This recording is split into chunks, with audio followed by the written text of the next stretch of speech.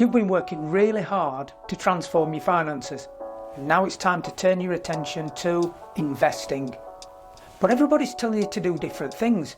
Your head's spinning, you're confused, and you're worried that you're going to make the wrong decisions and wreck your retirement prospects. In this video, I'm going to reveal the 4 causes of wrecked investments. I'm going to show you where you should, and importantly, where you shouldn't, invest your hard-earned money. And I'm going to reveal a simple strategy that will set you up for investment success and a sound night's sleep. But it's not what you think. So let's dive in. Okay, before we go any further, let's just get a few things straight about how the financial system works. There are products and there are assets. Products, they are the financial boxes that you hold your assets in. Think bank accounts, 401k, your Roth IRA, brokerage accounts, things like that. You get the idea. Products are a utility. They are a cost. Assets, on the other hand, they're the things that create economic value. Think cash, think stocks and shares, think bonds, think real estate. Your product plan deals with the products that you're going to hold your assets in. Your investment plan deals with the assets that you're going to buy to build the wealth you need to live a life you love. So let's look at the 4 main causes of wrecked investments.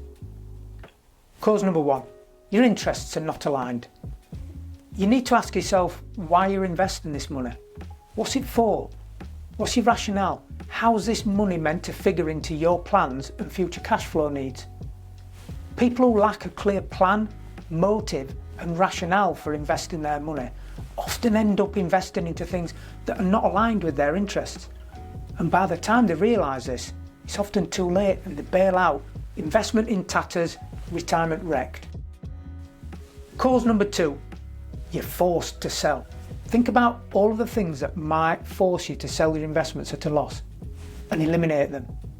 Eliminate every financial pressure that might compel you to sell your investments at a loss.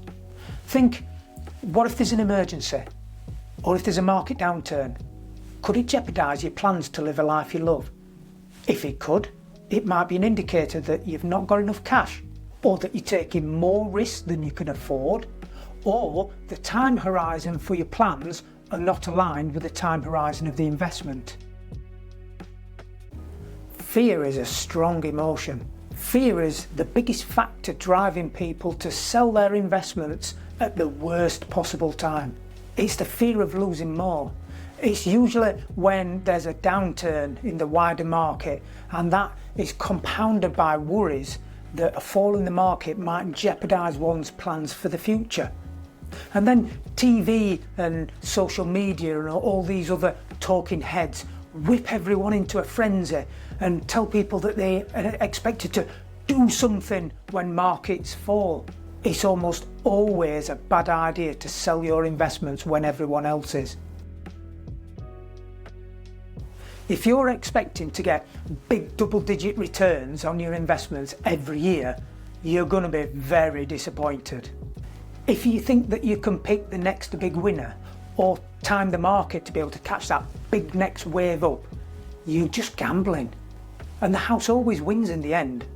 So set realistic expectations and don't bet the farm.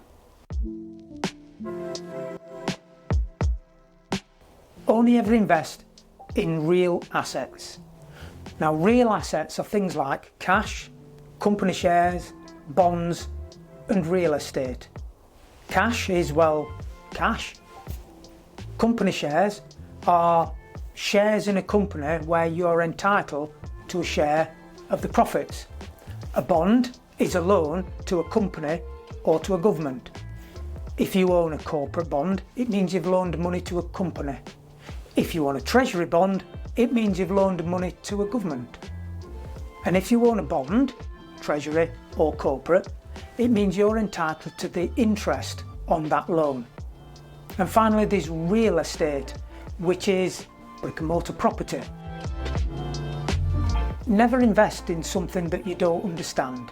Stay away from things like options, futures, contracts for difference. These are really specialist and complicated investment instruments. If it looks too complicated, or if it looks too good to be true, then avoid it like the plague. Keep your investments simple and keep it real. Time matters. Time really does matter when it comes to investments. Think about the time horizon for the money that you're investing. If you need that money in, say, 5 years' time, then you need to focus on cash. Cash doesn't go down in the short term, doesn't go up either, but it doesn't go down. If you was to invest for less than 5 years into something like the stock market, company shares, then there's a real possibility that if the market was to fall just before you wanted to get your hands on your money, it could scupper your plans. Equally, if you invested into real estate for a period less than 5 years, the cost of buying real estate and the cost of selling real estate just eats into the potential returns that you could enjoy over that period. And that's not including how long it might take to sell the real estate to get your hands on your money. So over a period less than 5 years, focus on cash. Now, if your period of investment is longer than 5 years, then historically the stock market has delivered solid real returns above the rate of inflation, but not guaranteed, of course. Compare that to, say, cash.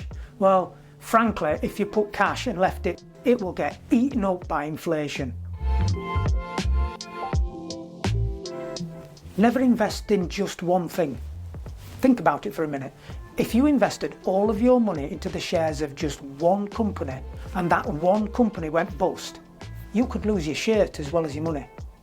Now compare that to investing into the shares of every single company across the entire stock market. Now, what are the chances of every company in the stock market going bust at the same time? Pretty much zero. In fact, you'd be talking Armageddon, and if anything like that did happen, you'd be more worried about where your next meal comes from rather than what's happening to your investments. The returns that you could realistically expect from every company on the stock market collectively across the entire stock market is far more predictable than what returns you might get from this year's best star fund manager, who frankly might not be around in a couple of years' time. So invest across the entire stock market and go live your life.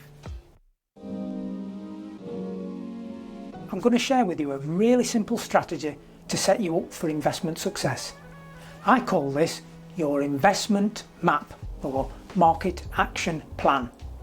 You need to be prepared for the next stock market crash or for the next financial crisis, because there'll always be another one. It's just the nature of capitalism and investing.